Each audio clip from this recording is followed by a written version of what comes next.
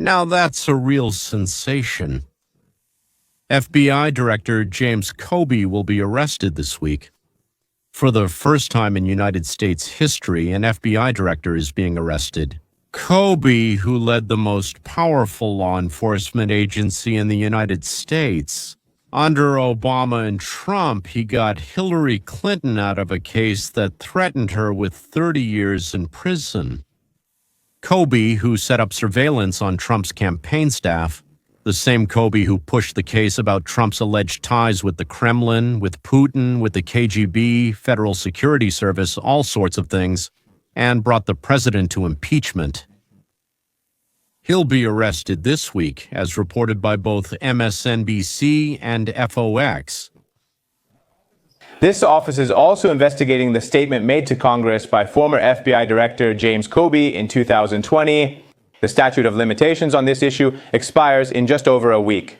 So our sources tell my colleague Carol Leonic and me that we should expect a possible indictment of former FBI Director James Kobi from this office next week. The stakes are very high here. We've talked a lot about how the investigation uncovered many details of deceptions and forgeries by the Democratic Party leadership, the Democratic leaders who ran the country under Obama and Biden. But none of them have been jailed. No one has been taken to court yet.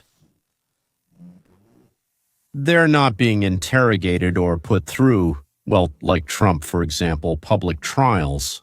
But last week, Trump found out that the statute of limitations for prosecuting James Kobi for deceiving Congress, which is one of the crimes he committed, has expired. Each crime has a specific statute of limitations for prosecution. The statute of limitations for this particular charge against Kobi, the Kobi case, expires at the end of September. At the same time, it turned out that the district attorney, where Kobi is supposed to be prosecuted, has been sabotaging and practically delaying the start of proceedings against several, let's say, prominent Democrats for several months. Trump immediately fired him. The fact is that the federal prosecutor's office is under the command of the United States Department of Justice, and the Department of Justice accordingly works for the president. So maybe he didn't fire him personally, but he gave the order. So Eric Seberg Familia was in charge of the Eastern District of Virginia's prosecutor's office and kept promising Pambandi things for tomorrow.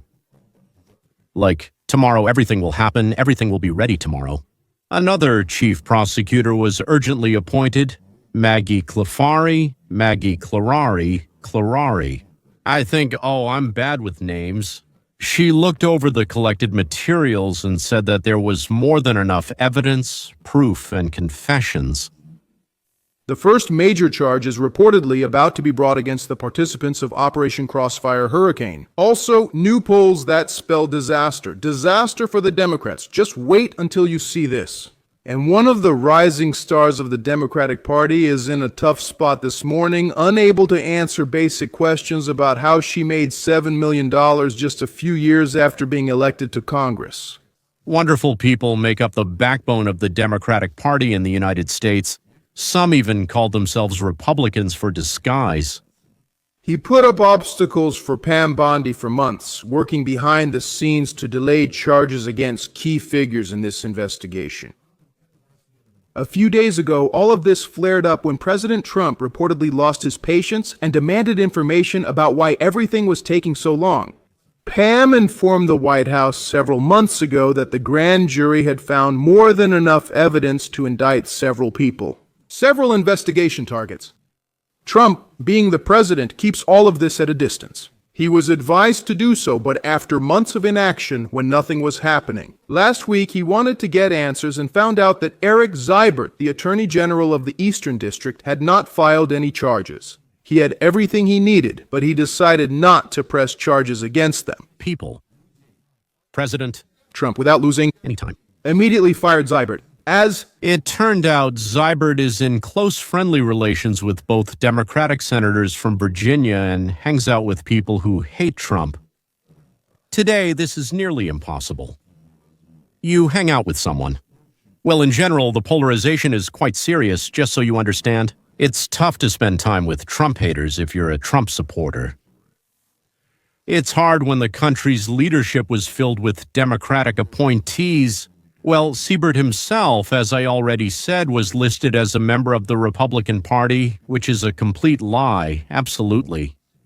So it's quite difficult to do anything against all these people when the deep state is trying to hold you back.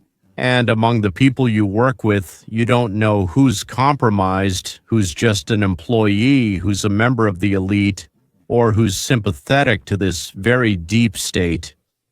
Trump wrote on Truth Social on Friday, "Today I withdrew the nomination of Eric Seibert for United States Attorney for the Eastern District after I was informed that he received unusually strong support from two absolutely terrible, nasty Democrat senators from the great state of Virginia. He didn't leave.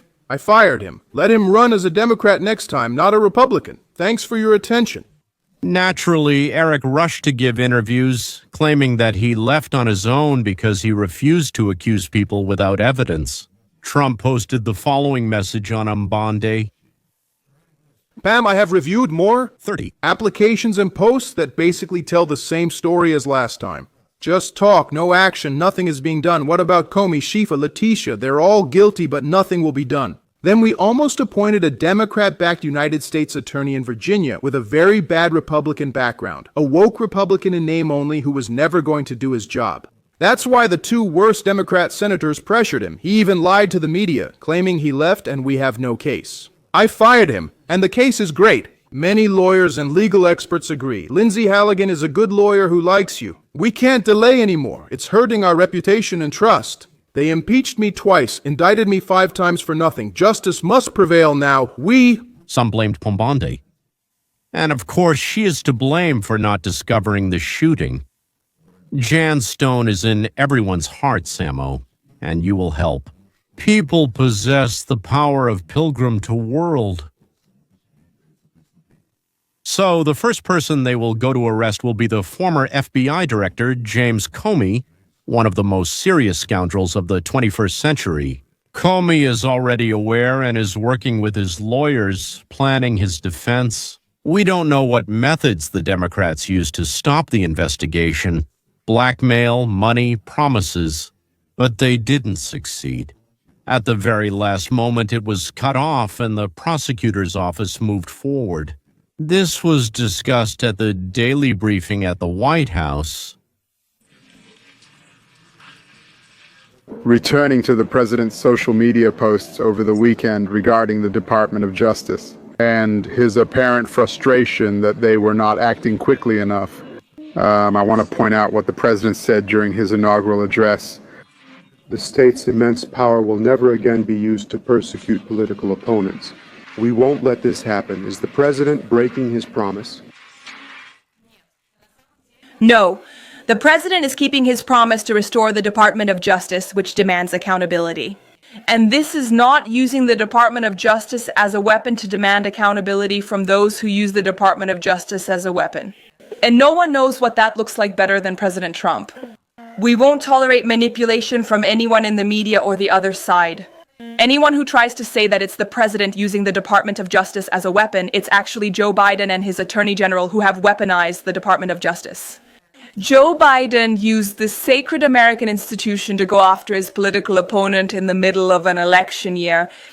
And just look at people like Adam Schiff, James Comey, and Letitia James, whom the president is justifiably frustrated with. He wants accountability for these corrupt frauds who abused their power, who broke their oath to target the former president and then a candidate for the highest office in the country. 3 names are mentioned: Comey, Adam Schiff, and Letitia James. Letitia James, Adam. He is now a senator from California. At one time, he was one of the leaders in the House of Representatives, one of the leaders and organizers of the impeachment against Trump. So Letitia is the Attorney General of New York, the elected Attorney General of New York. It seems that somehow all these people are connected in one of the cases since their names are mentioned together like that. All 3 of them should be prosecuted, not just them, but definitely those 3. And then parade them in cages around the country and show them to the people like, Look, see how they look like people, but they behaved like poisonous crocodiles. And I think the president confirms these disappointments and his hope for accountability thanks to the millions and millions of people who re-elected him to this position with a mandate to demand accountability. And the president was not shy about it. In fact, when he visited the Department of Justice earlier this year, all of you were there to cover it, he said, quote, "I demand a full and thorough report on the mistakes and abuses that were committed. The American people have called for an investigation." And that's exactly what the president wants to see accomplished. I can confirm that's exactly what I voted for.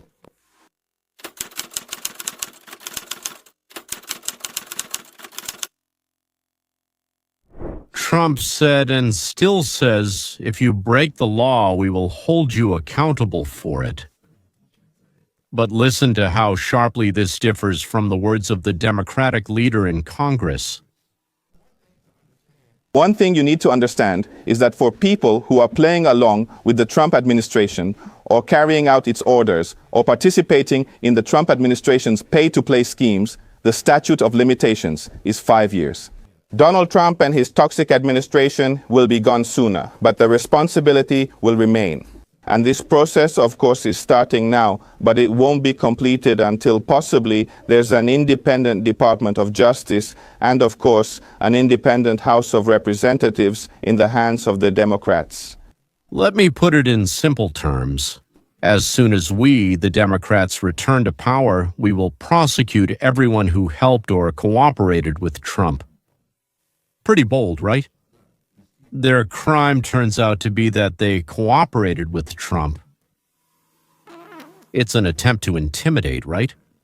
It's interesting that the American people have started to understand this, even those who voted for Biden and Harris. I have to be honest, what? I thought they were so dumb that they'd never get it.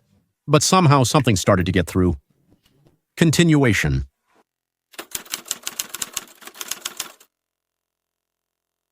In another story, the Democrats continue to lose ground compared to the Republicans. New polls show that on the three main political issues that concern Americans the most, the Democrats continue to lag behind. The Republicans now lead by 7 points on the economy, 13 points on immigration, and 22 points on crime. 22 points. What does this mean? Most Americans believe that the Republicans, well, led by Trump at the moment, are better for the economy, for stopping illegal immigration, and for cleaning the country of illegals and criminals. And what's very important, as much as 22% more Americans believe that Trump will be able to stop crime than any Democrat. Donald Trump and the Democrats are both in a tough spot, which guarantees we will soar in the midterm elections. Let me tell you, this guarantees nothing, because right now the Democrats are like the New Orleans Saints of political parties. Who do people trust more with the economy, Democrats or Republicans? Who is leading on the economy? Republicans by 7, immigration, Republicans by 13, and what about crime? A major issue for Donald Trump and Republicans? Look, up by 22 points. Right now the ball may be on the ground, but the Democrats haven't picked it up or run with it. If anything, right now it's the Republicans who are running with the ball. On the main issues, economy, immigration, and crime. Provide context and compare this to when Republicans last took the House of Representatives, specifically in 2022. That really sums it up. Republicans are more trusted than Democrats on economic issues. It was 12 points in 2022. The lead has dropped slightly to 7 points. What about immigration? In 2022, the Republicans had a 3-point advantage. Look at this. The Republican advantage has actually increased by 10 points. What are you doing, Democrats? Republicans' lead on crime grew from 13 to 22 points. The lead is rising again by nearly double digits. Whatever the Democrats are doing isn't working, Kate. Republicans lead on all three issues. What do you think is causing this? It's about the senator and the electorate. Win the independents, win overall. So what do we see among independents? Republicans still lead on the economy, hold a 10-point advantage on immigration, and have a 21-point lead on crime. The point is, when you look at these numbers, the Democrats should be calling their offices. Because right now, even if the Republicans or the public don't like what Donald Trump is doing, they don't necessarily like what the Democrats are doing either. And this isn't just a referendum on one party. You really have to go out and beat that party. At the moment, the Democrats can't beat the Republicans. They still can't. And again, this isn't how it was when Donald Trump came into office. Here is this month's data and September 2020's data. We still see that Republicans are leading on all three of these issues. And of course, the economy will be a key factor. If the Democrats are going to win, they'll probably have to win because of the economy. Currently, Republicans have a 1-point lead among independents and a 7-point overall lead, according to the Washington Post. In the economy overall. The economy is most important.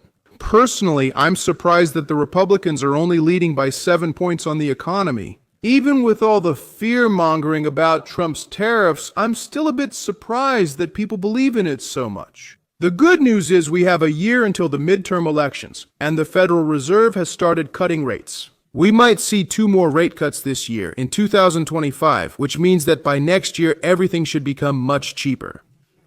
Especially when it comes to debt, credit card debt, and mortgage rates if you want to refinance your home. Gentlemen, the people are still frightened by the press, as if something could happen any moment. By the end of the year, or at the very beginning of next year, the tariffs introduced by Trump will triple the cost of goods. That Meinzen will soar again, that inflation hasn't been stopped, and in 2026 it will hit even harder than it did under Biden. But Trump, it seems, has broken the resistance of the Federal Reserve, by promising to shut it down completely. Well, I think that would be just wonderful.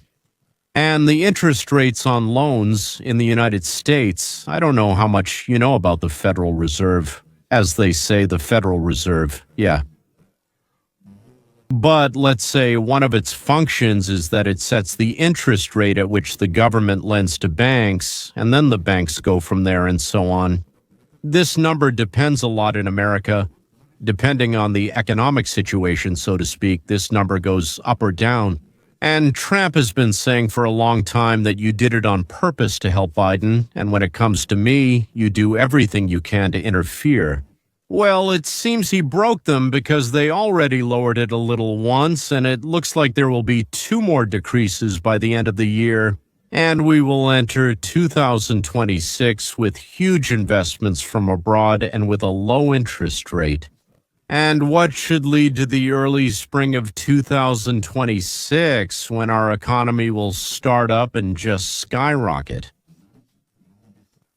Well, let's go back to the Democrats for a second. In power.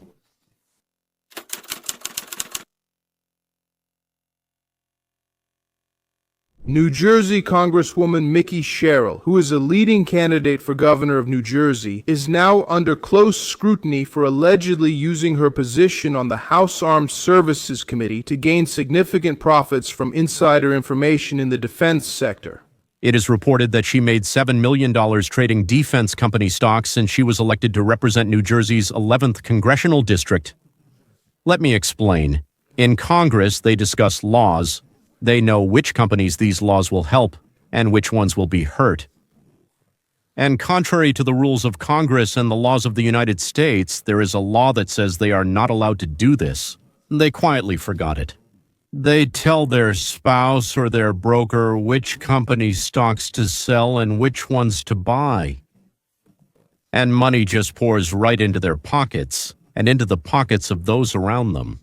Mickey Sherrill is a rising star in the Democratic Party, and it's very hard for her to explain how she made all that money in just a few years. Look. It doesn't matter because I'm going to make sure he doesn't serve anymore when I win the governor's election this November. There is another major difference between her and my public service. It cost me money, time, and distracted me from my company. In the 7 years she's been in Congress, she's tripled her wealth. There's another big difference between us. She broke the law and was fined for violating federal stock trading and reporting rules. And the New York Times reports that while serving on the House Armed Services Committee, you traded stocks of defense companies. So, when Newsmax claims that you made $7 million on trading stocks, what are they talking about? Newsmax is a highly questionable organization. By paying a few fines, I'm not sure what they mean. You actually made $7 million from trading stocks, or... Am I not? I don't think I did that, but I'll need to see what that was about again, where it came from. Wait a second, you can't answer the question. Did you buy shares of the company you were promoting in Congress? What do you mean you need to check? Did you buy them or not? You were invited to the interview to explain what you're being accused of. Explain yes or no, is it true or not? And you forgot to check. And understand, not all members of Congress are equal. Congress is structured as a hierarchy. Some members of Congress have a higher level of clearance than others.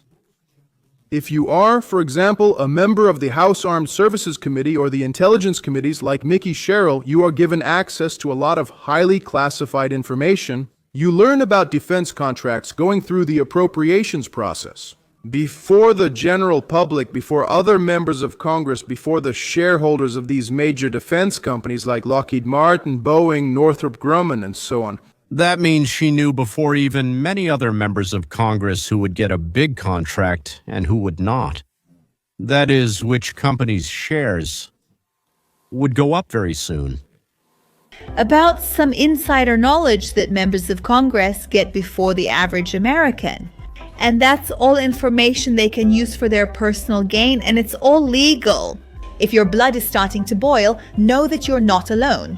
This issue of trading in Congress is a hot topic for many investors on both sides. And that's because although members of Congress seem unable to agree on literally anything, this is the one issue they agree on. Namely, their right to continue buying and selling individual stocks on the market. This means they can continue making decisions that affect entire industries and then profit from those decisions in their own investments. I think it's become absolutely clear that members of Congress will fight tooth and nail for their right to break the law and profit at our expense.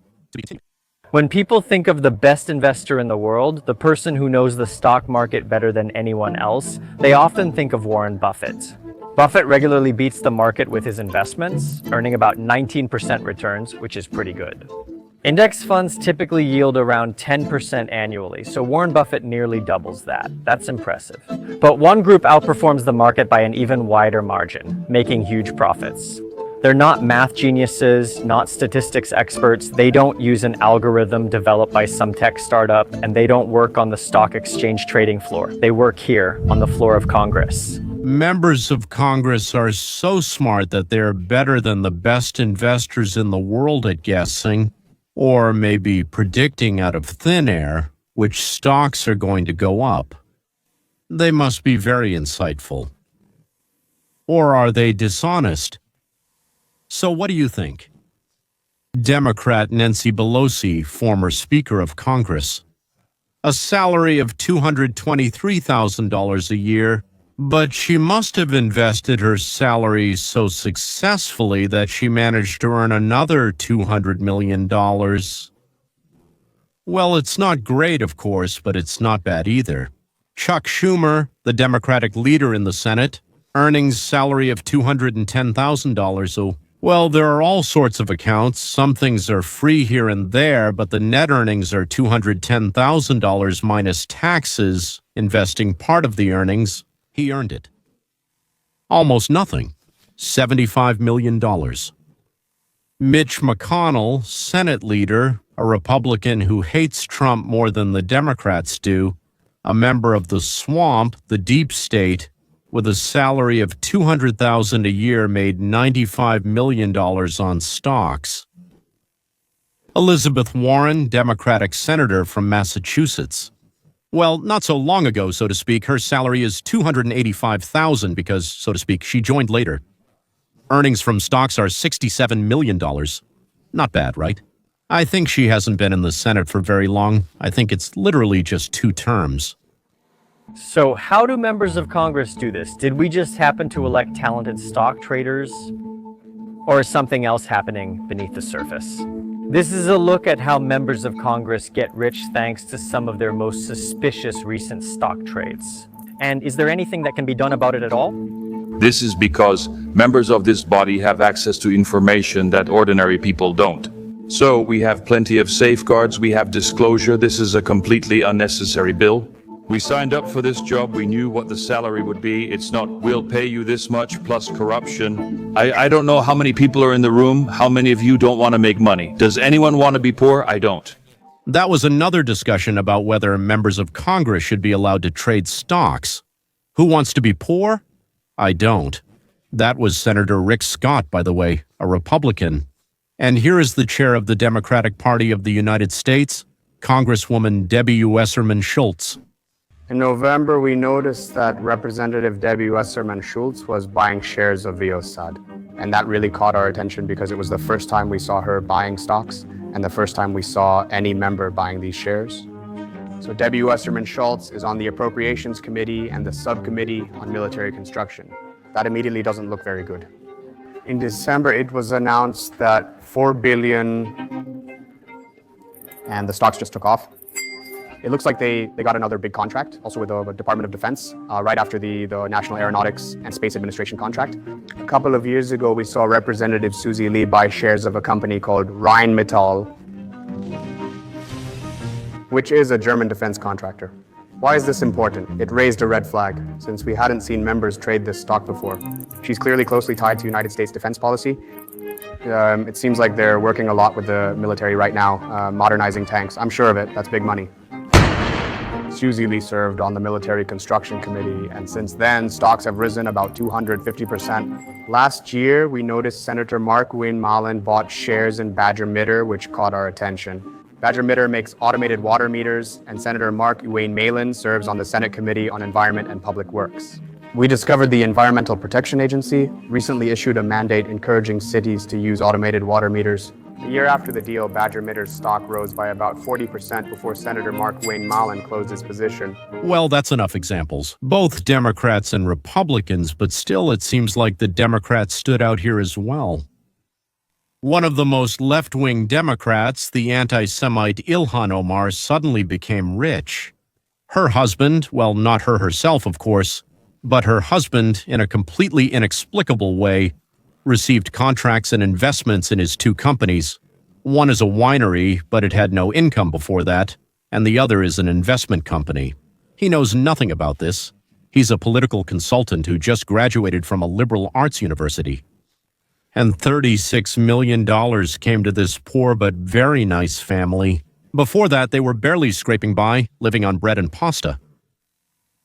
Why did I combine these quiet and shy thieves into one video with Comey and other notorious criminals? Because in Washington there has developed a culture of crime, a culture of fraud, forgery, and deception. And as we know from the Clintons and Obama's cases, it seems they don't shy away from murder either. Too many people around Bill, Hillary, and Barack have died in the strangest ways. Some drowned and some fell from buildings, even though they were strong swimmers and the sea was calm. Some even shot themselves in the back of the head. That's why these people, even if they might fight each other, they've locked together tightly and stand as a wall against their enemies. Exactly, it's like I know something about you, but you also know something about me. Mutual responsibility exists in both parties, ladies and gentlemen. And there's no point hiding it. And then suddenly a stranger shows up. And this time he brings a pack of strangers with him. Last time he was tricked. They gave him their own people, pretending they were against us. In reality, they didn't let him do anything. And still, look at how much he managed to do. Yeah, these outsiders are getting into the Holy of Holies, into our common criminal stash. And this swamp can't forgive Trump or anyone else who was with him. I really hope that nothing will prevent the arrest of Comey. And then Schiff, Letitia, and everyone else, including Hillary and Barack, along with Michelle. If possible, thank you. Well, if not, then to hell with it, let Barack go alone without her. Let her bring him care packages, unless, of course, she divorces him before that. Well, all right, that's not the point, ladies and gentlemen. We're cleaning this up. Every day, little by little, they get in our way, but we'll clean it up.